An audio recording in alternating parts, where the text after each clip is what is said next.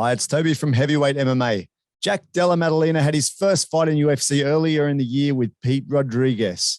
He finished up with a first-round knockout, and now he's set for another challenge, fighting the fighter Ramazan Emeev, coming up on UFC 275. Here's what he had to say. Prior to the Sand Gropers, coming straight out of WA, UFC fighter Jack Della Maddalena from Perth and Scrappy MMA. How are you, man? Yeah, good, Toby. How you doing? Good, man. Good. 2022 has been a big year for you, man. You had a great start in January, had your first official UFC fight, winning by TKO in the first round against Pete Rodriguez. And you also got married a couple months later in March, man. Yeah. It's looking pretty good this year for you. Yeah, for sure. Things are looking up and we're only halfway through. So hopefully still some big things to come is the plan. Exactly. So all the wedding and everything went well, man? Yeah, it all went smoothly. No issues. We were lucky with the weather. Everything went smoothly. Michelle was very happy with the day. So it was a good day. That's good. I noticed on one of your posts that she's taken your last name now. So she's got to fill out, I don't know how long her last name was before, but if she's taken it on officially, she's got to fill out long names now, bro. Yeah, I think her last name before only had 4 letters. So it's a little bit different, hey? But she loves that. That's cool. That's it, man. Hey, I was looking on, just while I was waiting, I was looking on UFC. I thought I'd have another look at that fight. So I looked up your name. They haven't updated your stuff on the UFC site. Have you seen that on Fight Pass? You're still at 9 fights, man. So you better get into them and get them to sort that out, man. There's no links to your fight. Update me, hey. Yeah, bro. So, the grey photo as well. What's that?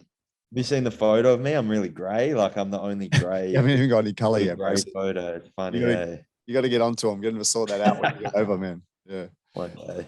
Anyway, man. So yeah, I wanted to talk about your upcoming fight on June 12th in Singapore, UFC 275 Teixeira versus Prohaska.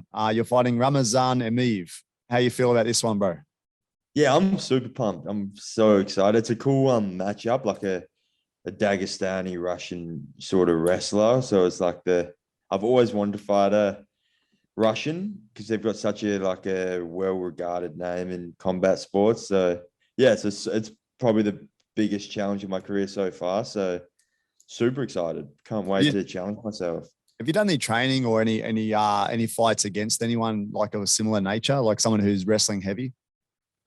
I have fought wrestling heavy guys, but I don't think to that sort of, maybe not quite to this opponent's level of wrestling. But yeah, I'm excited for the challenge. I think it's something that you're definitely going to have to face at some stage in your career, is a strong wrestler. So it's something I'm super excited for. Yeah, man, he's an experienced guy, 25 fights, 20 wins, quite a few fights above you. But he seems to be like seems to rack out the decisions, man, whether it's winning or losing. More than half of his fights have been to a decision, man. So, I think this guy, you can kind of read what he's got, right? Like wrestling is his main base. He's got a right hand and a single leg and the wrestle, right? Yeah, 100%. Yeah, I completely agree. Yeah, like he's super experienced. But yeah, I think all his UFC fights are split decisions, either his way or the opponent's way.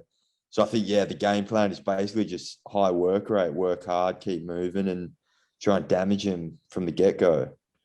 Yeah, I think it's a winnable fight, man. I'm sure you've watched his fights, man. I think, he seems to be pretty obvious what his strengths are and what he's working for, man. And I think you can work around that. I'm imagining you've been building a game plan against those few things that he does have, right?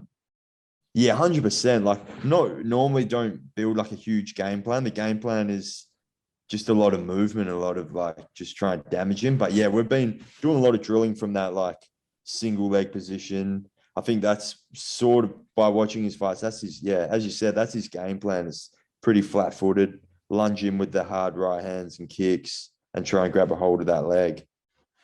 So I think just try and not be in front of him for too long and just try and stick and move.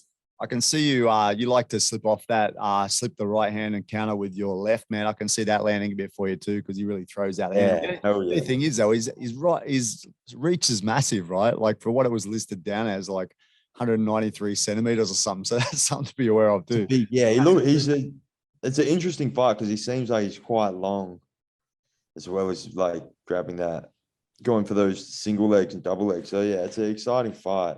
And kind of watching him, he seems to be pretty much like 80% sort of wrestling. You watch him when he's taking people down, when he's in the grapple, when he's in the clinch, he's not really striking from what I've seen, like it seems to be like something that he's not using where he probably should, right? Like he seems to be just wrestling for position and not even really wrestling for submission so much as wrestling for position a lot.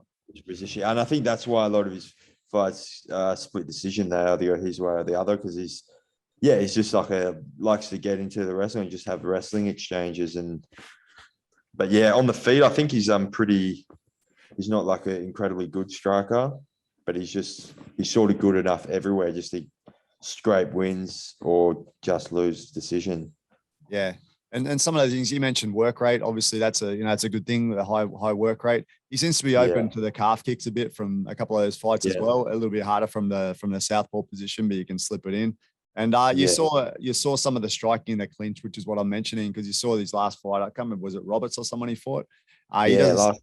He seemed to land a lot, right? Like he landed some nice knees in the clinch and other things, and he just seemed to not really be countering that too much. Yeah.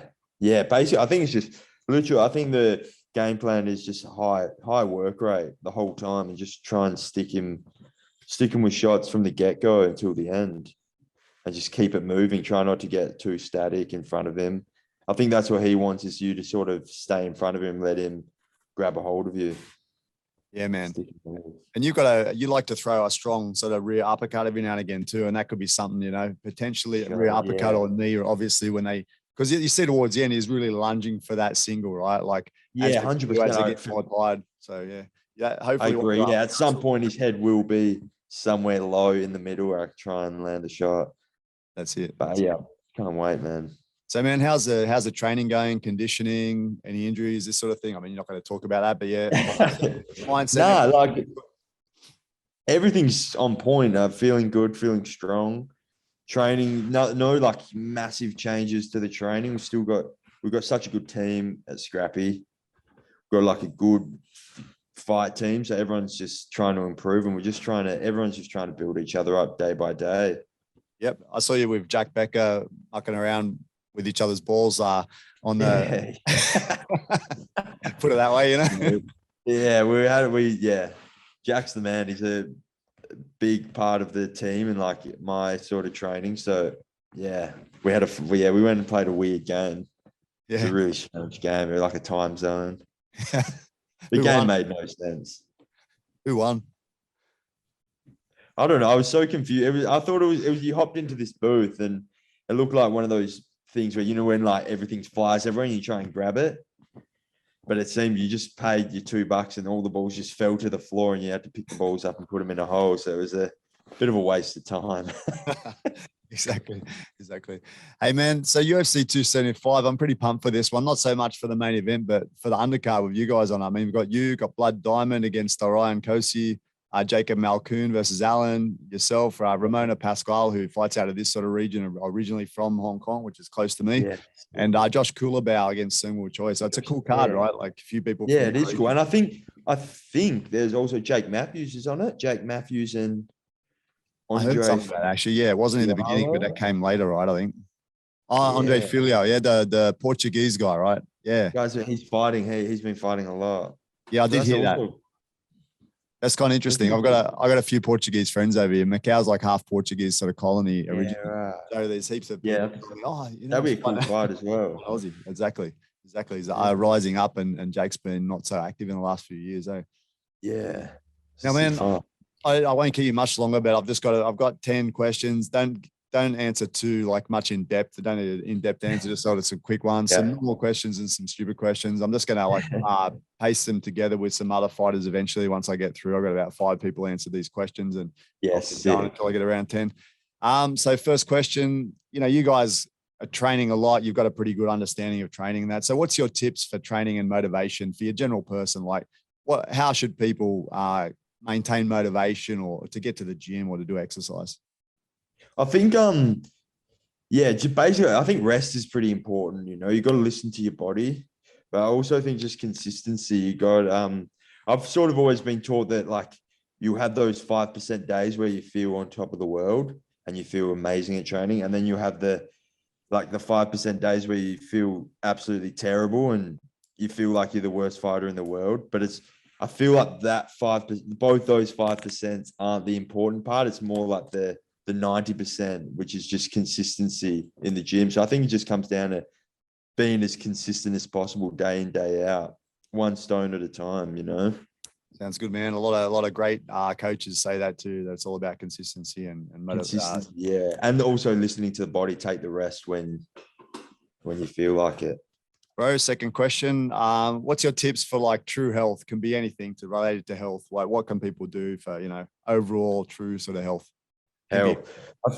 I reckon probably the most underrated thing when it comes to health is maybe like stress levels. I think like your mental state is probably more important than anything else. And I think it's undercredited of how important it is to be in a good headspace. So I think find your positive headspace and then the rest should fall into place. That's true, man. Number 3, best street fight story, man. Do you have any street fight stories? Street fight stories. There's a few. I have had a couple of street fights, but I can't think of any good ones. They're all just turned out to be quite ugly, you know. When was the last one? When was the last one then? The last street fight. I can't actually even remember my last. I was at a young age. It was something I've never really brought it up before. I was arrested at a young age for headbutting someone. I think I headbutted him straight in front of the police, and then I was chucked to the ground straight after and arrested, and I learned my story. I was probably about 16. And never again. That was it. I was done with that. Yeah, bro. And and on that might actually be the technique for the next question. So best street fight technique. Is it a headbutt or is it something else? Headbutt. It has to be a headbutt. It's really quick. No one knows it's coming. Bang. True, man. I remember one story from a long time ago. I went to school and there was this guy wandered into our school like a bum or something. And he was harassing my mate, and then my mate's brother's bigger, but they're from Liverpool. So he goes over and talks to him, just goes, "Douche, he's a kid," and he knocks this guy down with blood coming out his nose. Crazy. Yeah, the heads are crazy. Like it's a strong weapon, and you can get it off real quick. So that's it. I reckon the headbutt is an underrated technique. True, man. So if you can only do one martial art, what's the best one to do? One martial art. If you could choose only one. If I could only choose one. I'm not too. That's a tough question. I'd probably do some sort of. It'd probably have to be grappling, I think. I do love boxing. Boxing is something that. Or it's a toss-up. It'd be boxing or jiu-jitsu, I think. Yeah. I don't know. I might stick to boxing. I like boxing. Yeah, bro. It's actually the last person I asked. I can't remember who it was. They said BJ because it seems like something you could continue for your whole life. Yeah, exactly. I think a lot of people keep boxing for a long time too. Yeah. Yeah, you can always punch hit a bag and stuff. But yeah. All right, bro. Next question. What's the true value of learning martial arts or MMA? True value. I think just where is it? I think the best thing about martial art is just like bringing confidence and like calmness to your everyday life. I think it's good to be put in really like difficult situations that actually are extremely difficult, where it's physically difficult. So I think that when you put yourself through those hard situations, everything else in life sort of seems a bit less stressful in a way.